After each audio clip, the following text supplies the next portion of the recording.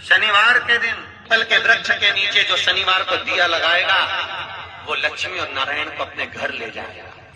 इसलिए शनिवार के दिन पीपल के वृक्ष के नीचे दिया का प्रमाण है महाराज। चप्पल बार बार टूट रही हो,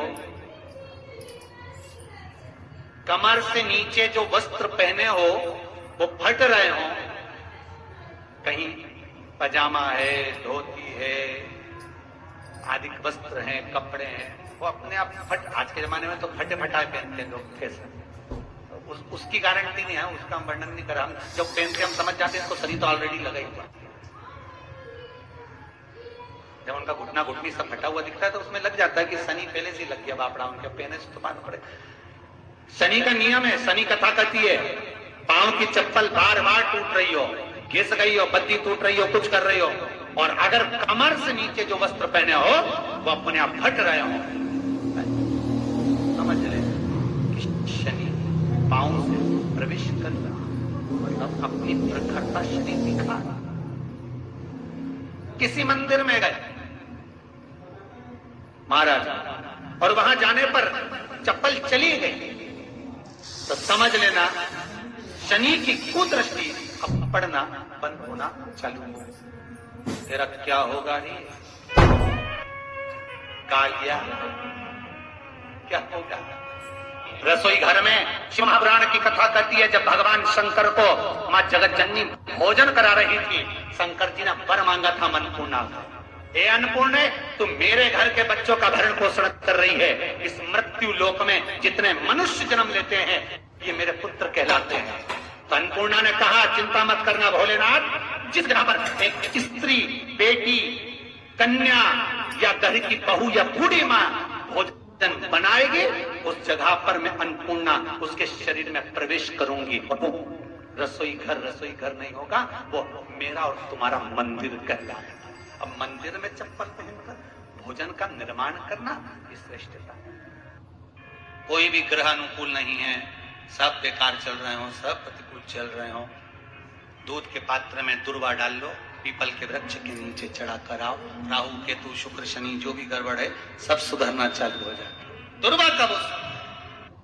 शनिवार तेरा है लो संभालो, बालाजी परिवार तेरा है, मंगलवार तेरा है, शनिवार तेरा है लो संभालो, बालाजी परिवार तेरा है, मंगलवार तेरा है, शनिवार तेरा है, लो संभालो, बालाजी परिवार तेरा है। यदि आप भगवान शंकर के मंदिर में जाकर एक लोटा जल चढ़ा रहे हो, आप भगवान शिव के मंदिर में जाकर अर्चना कर रहे हो, आराधना कर रहे हो, निवेदन कर रहे हो, एक बेलपत्र शिव की उठाकर धोकर वापिस शंकर को समर्पित कर रहे हो, शंकर भगवान का पंचाक्षर मंत्र नमः शिवाय जप रहे हो, शंकर भगवान का षडाक्षर मंत्र ओम नमः शिवाय जप रहे हो, या श्री शिवाय नमस्तुभ्यम का जाप कर रहे हो, तो ये निश्चित मानकर रखो कि आपके पीछे शनि नहीं पड़ेगा, आपके पीछे शंकर जरूर पड़ेगा, और शंकर जब हमारे पीछे पड़ेगा तो हमारा उद्धार अपने आप। शंकर से निवेदन करने के लिए, हमारी ग्रह दशा सुधारने के लिए जल के पात्र में 2 अक्षत के दाने, अक्षत भी पूर्ण अक्षत, पूर्ण अक्षत, खंडित नहीं, पूर्ण अक्षत भगवान शंकर को समर्पित कर। अरे भाई, शिव महापुराण की कथा को उठाकर देखिए, दुनिया के लोगों को शनि लगता है, शनि को शंकर लगता है। इसलिए शिव महापुराण की कथा कहती है यदि राहु है, केतु है, शनि है, मंगल है, बुध है, शुक्र है, शनि है, आपको कोई भी ग्रह परेशान कर रहा है, आपके जीवन में कोई ग्रह अगर अनिष्टकारी है, आपके जीवन में अगर कोई ग्रह अनिष्टता प्रदान कर रहा है, तो निवेदन है शंकर के मंदिर में जो कलश लेकर आप जाएं, जल लेकर जाएं, उस कलश में मात्र अक्षत के 2 दाने डालकर ले जाएं, मात्र 2 अक्षत के दाने। महाराज, शनिवार के दिन अगर शिव की आराधना करी जाए, शनिवार के दिन अगर शंकर को जल चढ़ाया जाए, तो जिंदगी में व्यक्ति की कभी अकाल मृत्यु नहीं होती। तो अगर मौका मिले तो नैमिषारण्य की भूमि पर जो चक्र तीर्थ है, वो चक्र तीर्थ को हमारे यहां पितरों की नाभि कहा गया।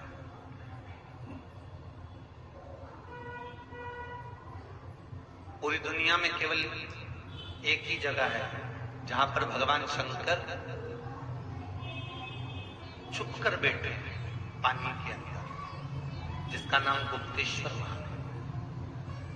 पूरी दुनिया में केवल एक ही जगह है, गुप्तेश्वर महादेव, जहां भगवान शंकर पानी में छुपकर बैठे हुए। और हम अगर कोई फल, कोई प्रसाद लेते हैं, कोई बेलपत्री फूल लेते हैं, और हम भगवान को जब वो बेलपत्र, जब वो फूल हम भगवान को देते हैं, तो हम भगवान को अर्पण करने के लिए जब पानी में छोड़ते हैं, बहते पानी में जब उसको छोड़ा जाता है, तो वो बेलपत्र, वो फूल, वो प्रसाद जमीन तलातल में जल के अंदर चला जाता है। फूल पत्ती वैसे पानी में तैरना चाहिए, परवाह नहीं तैरेगा, वो अंदर चले जाए, अर्पण किया। और यदि आपने कहा भगवान प्रसाद दे दीजिए, भोलेनाथ प्रसादम कर दीजिए, तो वही फूल पत्ती, वही प्रसाद वापिस पानी में से निकलकर बाहर आ जाता है, वही। तो पूरी दुनिया में केवल एक ही जगह है, वो है नैमिषारण्य, गुप्तेश्वर महादेव, क्योंकि वहां पितरों की नाभि है। और पितरों की नाभि का जो भाग कहा गया है कि उस जगह पर जो हम देते हैं, उसका फल हमको तुरंत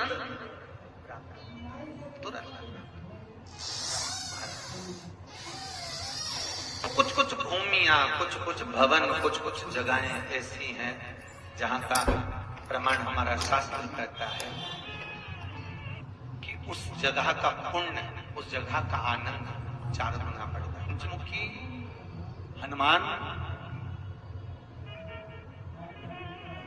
का एक स्मरण, पंचमुखी हनुमान का एक भाव हमारा, जैसे बहुत ज्यादा तकलीफ अगर व्यक्ति को हो गई है, बहुत कष्टमय जीवन चल रहा है, हार है हर जगह से और तकलीफमय जीवन चल रहा है, तो पंचमुखी हनुमान का एक शिव महापुराण का और स्कंद पुराण का एक बड़ा सुंदर मंत्र है। उस मंत्र को आप सब एक बार हमारे साथ में बोले। ओम नमो हनुमते रुद्र अवताराय सर्व शत्रु संहारणाय सर्व रोग हराय सर्व वशीकरणाय रामदूताय स्वाहा। बस इस मंत्र को हाथ में काली तिल लेकर, एक जौ लेकर और गूगल लेकर, थोड़ा सा इसमें गाय का घी डालकर, कंडे को या अग्नि को जलाकर इस मंत्र का 11 बार 21 बार जाप कर अपनी कामना कर छोड़ दीजिए।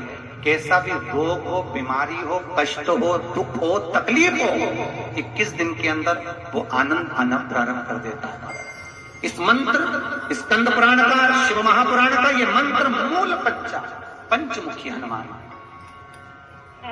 सुख देता। और एक और चीज याद रखिए हमारा, यदि कोई काम के लिए जा रहे हो, कोई व्यापार के लिए जा रहे हो या नौकरी करने के लिए जा रहे हो और लगी नहीं रही, बहुत तकलीफ पा रहे हो, सर्विस ही नहीं लग रही, बहुत कष्टमय हो गया, तो निवेदन करूंगा 5 पीपल के पत्ते पर बेसन के 5 लड्डू घर में बने हुए, गाय के घी के 5 लड्डू रख लो।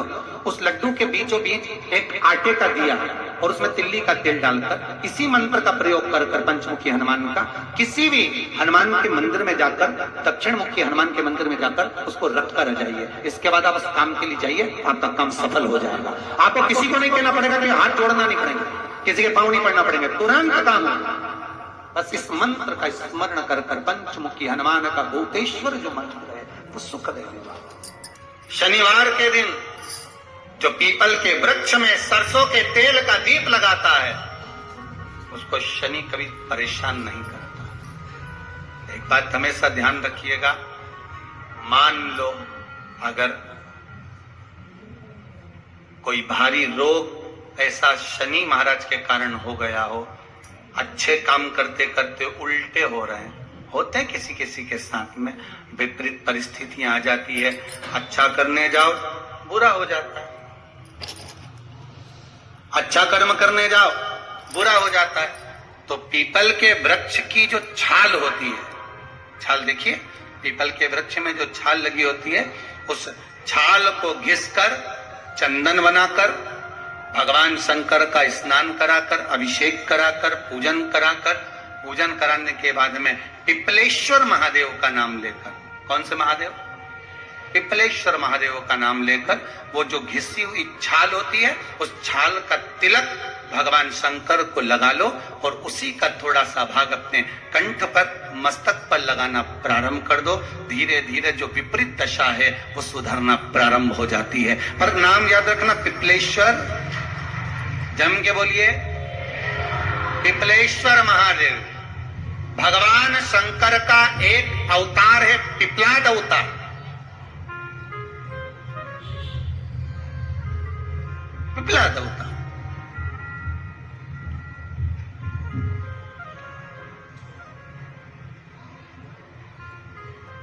जब दधीचि ऋषि की अस्थियां चली गई, उनकी धर्मपत्नी सुवाच ने देखा मेरे पति को मार दिया गया, मेरे पति की अस्थियां ले गए राक्षसों का संहार करने के लिए, उनकी अस्थियां लेकर चले गए, मेरा पति चले गया।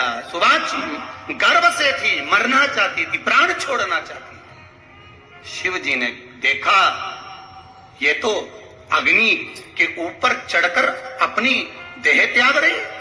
शंकर भगवान ने आकर कहा रुक जा सुवाच, रुको, तुम्हारे गर्भ में बच्चा है, तुम्हारे गर्भ में बच्चा है, वो बच्चा मर जाएगा। अब इस बच्चे को जन्म देकर भी क्या करो? नहीं भी, तुम्हारे गर्भ में जो बच्चा है वो महाज्ञानी है, तुमने मुझसे प्रसाद के रूप में मांगा था, कहा था शिव जैसा पुत्र होना चाहिए, तो क्या तुम शंकर को नष्ट कर दोगे? मैं शंकर को जन्म दूंगी।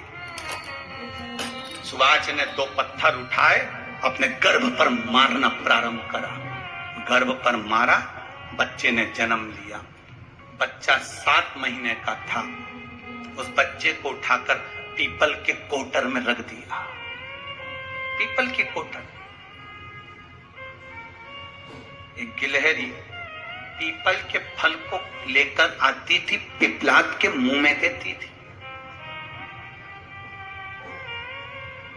शिव का एक अवतार, इसलिए शंकर का नाम ही पिपलेश्वर महादेव। शिव का एक अवतार पिपलाद के रूप में हुआ है। तुम क्यों चिंता करती हो? तुम चिंता मत करो, तुम्हारा पुत्र जन्म दो तुम। और दिया जन्म सुवाच ने, उसके बाद प्राणों को त्यागा। और उस पीपल के कोटर में अगर भरण पोषण करने वाला कोई था तो वह देवाधिदेव महादेव था। फिर निवेदन करेंगे, माता के गर्भ में बच्चा रहता है, उसका भरण पोषण करने वाला मेरा देवाधिदेव महादेव है। अगर जन्म उसने दिया है तो मृत्यु भी वो देगा। अगर तुमको कुछ ज्ञान दिया है तो अच्छी जगह पर भी वही पहुंचाएगा। आप जो अभिलाषा लेकर आते हैं, बच्चे कहते हैं हमारी नौकरी नहीं है, सर्विस नहीं है, हम इस कॉलेज में पढ़ना चाहते हैं, हम इस जगह जाना चाहते हैं, हम इस पद पर जाना चाहते हैं, बस इतना याद रखना, तुम्हारा भाग्य बुरा नहीं होता। कभी भी याद रखना, संसार में जिसको भगवान ने जन्म दिया उसकी किस्मत कभी बेकार नहीं हो सकती। अगर भगवान तुम्हारी किस्मत बेकार होती तो जानवर बनाकर पैदा करता, इंसान बनाकर नहीं। किस्मत अच्छी थी इसलिए इंसान बनकर पैदा, जानवर बनाकर पैदा नहीं करा। अगर तुम्हारी किस्मत अच्छी थी इसलिए मनुष्य बनकर पैदा हुए हो, इंसान बनकर पैदा हुए हो, मानव बनकर पैदा हुए हो। भगवान को दोष मत देना कि भगवान ने किस्मत बेकार दी है। भगवान ने किस्मत अच्छी बनाई है इसलिए तुझे मृत्यु लोक में जन्म दिया। भगवान ने भाग्य अच्छा बनाया इसलिए तुझे शिव महापुराण की कथा सुनने का मौका दिया। नहीं तो भाग्य में नहीं होती तो कहां से मिल जाती? किस्मत अच्छी है तो भगवान फिर नौकरी भी लगाएगा, धंधा भी करवाएगा, सर्विस भी कराएगा, विवाह भी करेगा, शादी भी करेगा, मकान भी बनाएगा, जायदाद भी देगा, संतान भी देगा। उसने दिया है पेट तो भरेगा वही। हम काय को अपने माथे पर ले? मैंने इतनी पढ़ाई कर ली, मैं इंजीनियर हो गया, मैं ये बन गया, मैंने तो ये कर लिया, उसके बाद भी मैं घर में बैठा हूं, मेरा छोरा घर में बैठा, इतना पढ़ने के बाद बैठा। जन्म उसने दिया, भाग्य उसका है, किस्मत उसकी है, तो कहो उसको कि शंकर का भजन कर, मंथन करे, मक्खन निकलेगा और घी भी जरूर बनेगा। हारना मती। जब तेरे 3.5 करोड़ बार गिनती मत करना, गिनती वो करेगा। तू तो भज, तो कुबेरेश्वर का स्मरण कर, तू महाकाल का स्मरण कर, तू काशी विश्वनाथ का स्मरण कर, तू महाकाल राजा का स्मरण करके तो देख। शिव का भजन कर, 1 लोटा पानी ले जाकर रोज चढ़ा शंकर जी के मंदिर में जा। शिव से भजन करने में क्या देरी, नहीं जा सकता शिव मंदिर में जाने में। बच्चों को अगर शर्म आती हो तो बेलपत्री के पेड़ के नीचे पानी चढ़ाया, वो भी नहीं कर सकता तो पीपल के पेड़ के नीचे चढ़ाया, वो भी नहीं कर सकता तो आंवले के पेड़ के नीचे चढ़ाया। पर कहीं जुड़ तो सरी, एक बार साध तो सरी, पकड़ने का प्रयास तो करो परमात्मा। तुम भगवान को एक बार पकड़ लो, फिर परमात्मा नहीं छोड़ता। पूतना ने एक बार गोदी में लेके दूध पिलाया था, बाद में पूतना कह रही थी छोड़ दे छोड़ दे छोड़ दे, आकाश में उड़ गई, छोड़ दे छोड़ दे। भगवान के आई काय को मोसी, काय को आई, और आई है तो दूध पिलाया है तो फर्ज तो अदा करूंगा, ऐसे तो नहीं छोड़ दूंगा। तुम भगवान को 1 लोटा पानी चढ़ा दोगे, भगवान को दूध चढ़ा दोगे तो भगवान ऐसे ही छोड़ देगा क्या? पकड़ लेगा, छोड़ेगा ही नहीं। फिर तुम कहोगे भगवान छोड़ दे, भगवान छोड़ दे। कहाँ कथा का रस लग गया लोगों को। अब दुनिया के लोग सोचते हैं अब मैं कथा भी आज नहीं सुनूंगा। मेरे ताप्ती के दरवाजे पर शनि महाराज आए और एक दिन घूमते हुए श्री यमराज जी आ गए। और जब यमराज आए तो यमराज ने शनि महाराज को देखा, और शनि महाराज को देखकर यमराज ने कहा, क्यों शनि, तू अकेला अकेला ताप्ती के दरवाजे पर आ गया, तूने मुझे नहीं बोला? शनि ने कहा, भैया मुझे जीजी की याद आ रही थी, मुझे बहन की याद आ रही थी, इसलिए मैं ताप्ती से मिलने के लिए आ गया। जैसे ही यम और शनि महाराज दोनों आए, इतनी देर में यमुना को सूचना मिला कि यमुना को लगा कि मेरा भाई यमराज और शनि महाराज आए हैं, तो वो भी ताप्ती से मिलने के लिए आए। जिस हस्तिनापुर में यमुना नहीं थी, जिस हस्तिनापुर में यमुना नहीं थी, जैसे ही शनि महाराज और यमराज आए और ताप्ती ने देखा, भैया दोनों बात कर रहे थे, इतनी देर में यमुना जी का आगमन हो गया। यमुना ने कहा, ताप्ती तूने दोनों भाइयों को बुलाया, मुझे नहीं बुलाया। अब प्रेम में समर्पण किसको कहते हैं, प्रेम में त्याग किसको कहते हैं? ये माता ताप्ती यमराज, शनि महाराज और यमुना की कथा का स्मरण करिएगा, भाई बहनों की कथा का स्मरण करिएगा।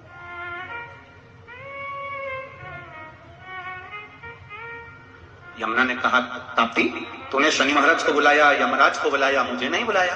ताप्ती कहती है, तुझे बुलाने की जरूरत क्या दीदी, एक काम करना, तू तो मेरे करीब में हमेशा के लिए रहे, क्योंकि एक बहन अगर दूसरी बहन के पास रहेगी तो मुझे तो बल ही मिलेगा ना। दीदी यमुना ने शनि महाराज की ओर देखा, शनि महाराज ने यमराज की ओर देखा, देखकर तुरंत उसी समय पर शनि महाराज और यमराज ने अपनी मस्तक को झुका दिया, यमुना ने हाँ भर दिया। उस दिन से हस्तिनापुर में भी यमुना आनंद के साथ में विहार करने लगी, यमुना वहां भी रहने लगी। कभी दिल्ली जाओ तो यमुना जी का भी दर्शन होगा। हस्तिनापुर में यमुना रह रही है, यमुना विराजमान। केवल एक क्षण का मिलन हुआ था, उसने त्याग दिया कि मैं अब यहां तेरे करीब में रहूं, तेरे नजदीक में रहूं। त्याग, प्रेम में त्याग होता है, प्रेम में वात्सल्यता होती है, प्रेम में करुणा होती है। कितना सुंदर कहा है महाराज। जूता चप्पल, आज के जमाने में तो फैशन हो गई साहब, घर की चप्पल अलग होती है, बाहर की चप्पल होती है। लोग घर में चप्पल किचन तक में पहन के जाते हैं। अरे पानी ले जाओ सीओर से।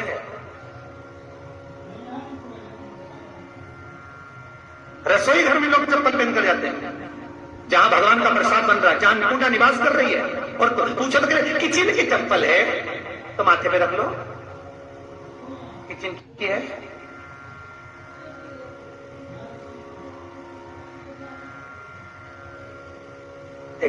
नियम बना लो साहब, थोड़ा सा निवेदन, थोड़ा बुरा तो लगेगा रे, सीओर वाला महाराज वैसे भी बहुत कड़ला बोलता है, लोग कहते हैं हम थोड़ा कड़ला जरूर बोलते, पर निवेदन है आपसे, तुम अपनी माँ को जरूर देखना है। वो बूढ़ी माँ कितनी बार किचन में चप्पल पहन कर गई, मुझे जरूर फोन कर बताना। बूढ़ी माँ रसोई घर में आज भी बिना चप्पल के जाती है, और बहुओं की कहीं एड़ी नहीं फट जाए, ठंड नहीं बैठ जाए, इसलिए ये रसोई घर तक में चप्पल पहन कर जाता है। किचन की है, पिट्टू कहां की है, वो भी तो सोचना पड़ेगा। में भी चप्पल, सूर्य नारायण की कथा पढ़ना, शनि महाराज की कथा पढ़ना और गरुड़ पुराण की कथा पढ़ना, जिन जिन कथाओं का हम व्याख्यान करें उसको पढ़ना जरूर हो। क्या लिखा है?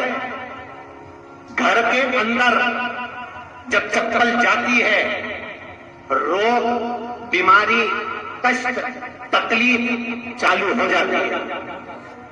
तुमने चप्पल क्यों पहनी? ठंड नहीं बैठ जाए, रोग नहीं बैठ जाए। घर के अंदर उतना बढ़ गया, एक कालीन बिछा दो, एक दरी बिछा दो, मोटा आसन बिछा दो, जिस पर तुम चल लो। जरूरी है। कई कई लोगों को हमने ये भी देखा कि कालीन पर भी चप्पल पहन के चलते हैं